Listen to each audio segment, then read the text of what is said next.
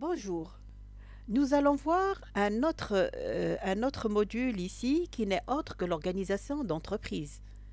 Alors pour les personnes qui sont intéressées par le côté gestion, ces leçons vous seront très utiles. Bien sûr, au niveau de l'organisation d'entreprise, je vais traiter plusieurs chapitres. Pour ce premier chapitre, ça concerne l'entreprise qui n'est autre qu'un système. Alors, au début, nous allons voir qu'est-ce qu'on entend par système et à la fin, comment l'entreprise est un système. Allons-y.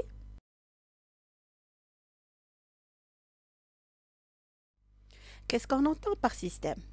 Le système n'est autre qu'un ensemble d'éléments en interaction dynamique organisés en vue d'accomplir certains buts. Autrement dit, tout système, il fonctionne de la manière suivante. Nous avons des variables d'entrée qui vont être traitées pour donner des variables de sortie au cours d'un processus plus ou moins complexe.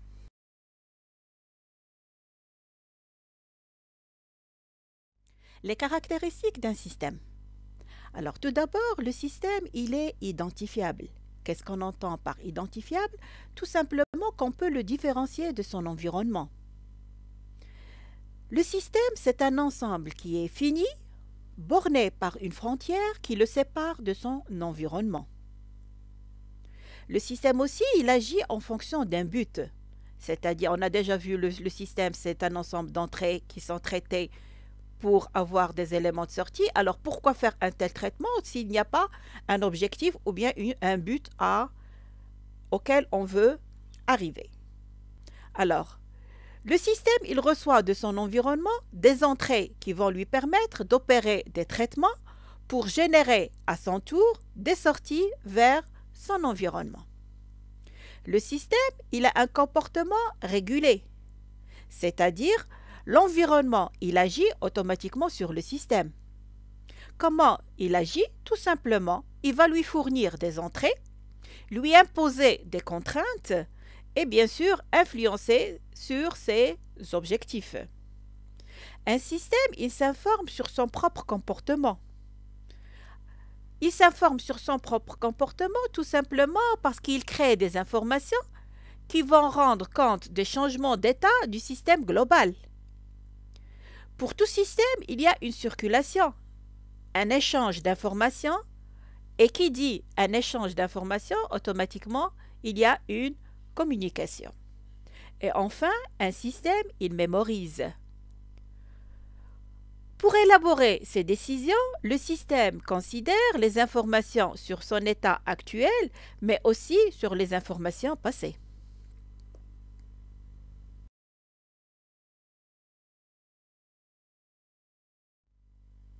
Alors, les composants d'un système. Tout système, il dispose de 3 sous-systèmes. Tout d'abord, il y a le système, ce qu'on appelle le système de pilotage. Qu'est-ce qu'un système de pilotage? Tout simplement, c'est celui qui va prendre les décisions. Une fois les décisions sont prises, on passe au système opérant. C'est celui qui va agir en fonction du but qui a été assigné par le système de pilotage. Et enfin, un système de mémorisation d'informations. Le système de mémorisation d'informations, automatiquement, elle va interagir avec aussi bien le système de pilotage que le système opérant.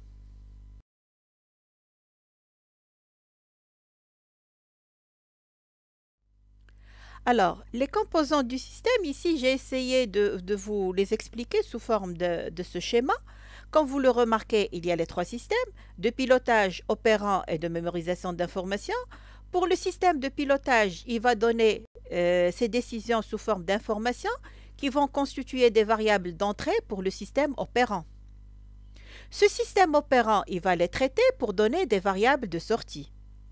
Une fois le traitement est achevé, automatiquement, il va représenter ces informations au système de pilotage.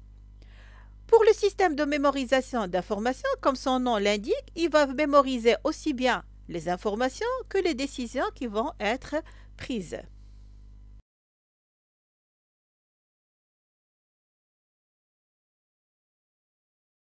Nous avons vu que le système n'est autre que un ensemble de variables d'entrée qui vont être traitées pour donner des variables de sortie.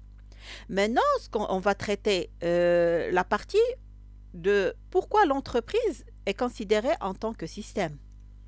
Alors, l'entreprise est considérée en tant que système parce qu'elle agit de la même manière. Il y a des éléments d'entrée qui vont être traités pour avoir des éléments de sortie afin d'aboutir à un but, bien sûr, qui a été déjà préétabli depuis le début. Si on prend la structure de l'entreprise est constituée des éléments humains et des éléments matériels. Ce qu'on entend par les éléments humains, ce sont les salariés, et les éléments matériels, c'est le local, les machines, les véhicules, etc. Cette structure, bien sûr, elle agit sous un réseau de flux, et qui dit flux, ce sont les différents mouvements au sein du système. Ces flux, il y a de type physique, par exemple, la marchandise. Si c'est une société commerciale, on va la traiter par la suite. Qu'est-ce qu'on entend par entreprise commerciale? Ou bien une société industrielle, où il y aura de la matière première et des produits finis. Automatiquement, on aura des achats et des ventes, donc il y aura des flux qui sont financiers. Et bien sûr, pour la communication entre les différents services de l'entreprise, il y aura une circulation d'informations.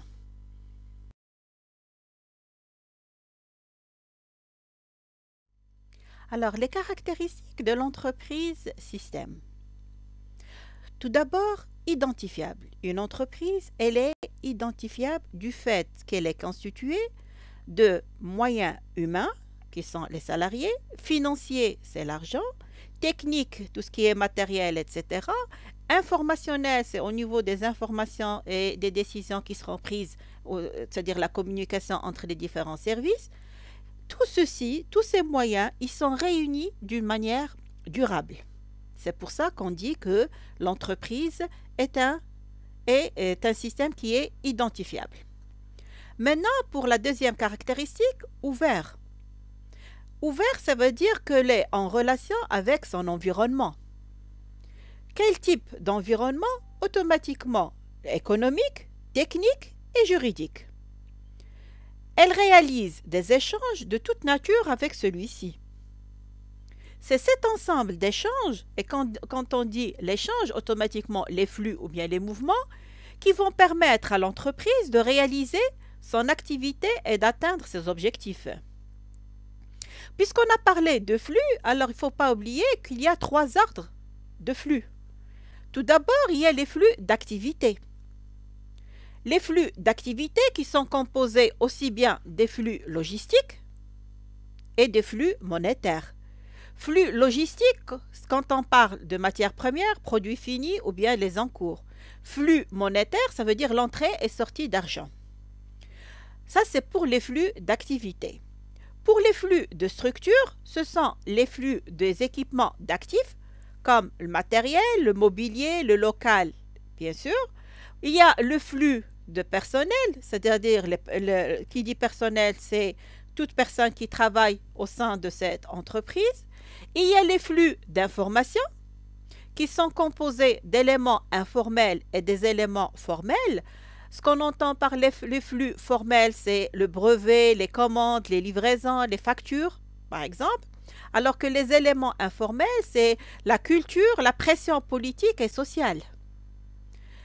Une autre caractéristique de l'entreprise système, c'est finaliser.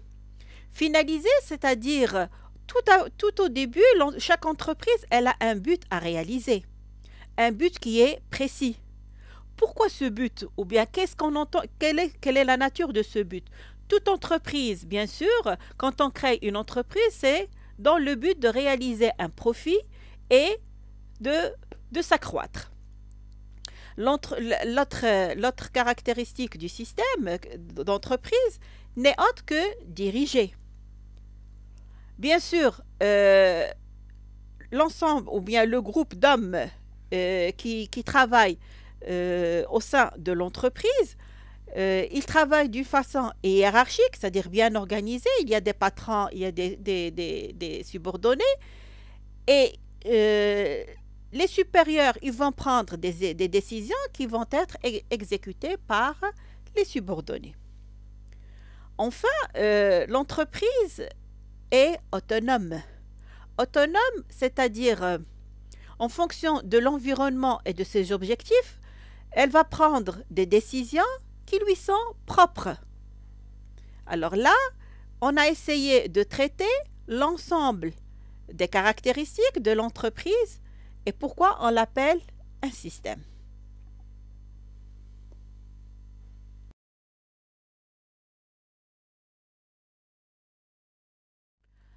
Toute entreprise est un système composé de 3 sous-systèmes indépendants. Il y a tout d'abord le système opérant. Le système opérant, c'est celui qui assure le fonctionnement du système global tout en réalisant la production physique des biens et services. Puisqu'il assure la production, donc il est relié à l'environnement par des mouvements ou bien ce qu'on appelle les flux, aussi bien externes que internes d'information.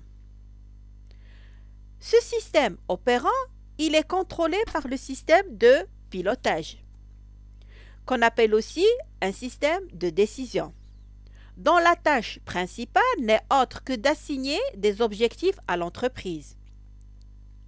La tâche principale du système de pilotage ou de décision, c'est de contrôler l'exécution des tâches qui ont été réalisées par le système opérant. Ce contrôle, bien sûr, comment ça se passe le contrôle? Tout simplement de voir quelles sont les décisions qui ont été prises au début, que normalement le système opérant doit exécuter, et de voir est-ce que ce qui a été prédit au préalable, c'est le même qui a été réalisé à la fin. Le système de pilotage, il assure aussi la régulation du système global à travers différents flux d'informations, bien sûr, internes. Alors, ces flux d'informations, ils sont traités par le système d'information qui alimente l'entreprise en informations d'origine diverses, que ce soit interne ou externe. Pour mieux m'expliquer, je vais vous donner l'exemple de la commande d'un client. Si je prends la commande d'un client, automatiquement, vous recevez la commande d'un client. Donc là, la commande d'un client, c'est les variables d'entrée. Cette commande, elle sera traitée par le système opérant, donc il y aura un traitement, et c'est pour ça qu'on appelle entreprise un système, parce qu'il y a des variables d'entrée qui vont être traitées. Alors, ils seront traités par le système opérant. Ce système, et donc cette commande, elle est constituée par un ensemble de tâches qui va être contrôlé, qui sera bien sûr contrôlé par le système de pilotage. Et à la fin, il y aura une sortie qui n'est autre que la facture du client et la commande qu'il va recevoir.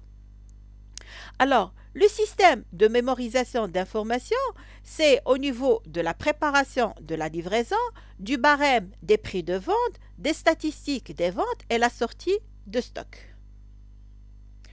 J'espère que cette leçon, ce premier chapitre vous a été bénéfique et à la prochaine leçon, Inch'Allah.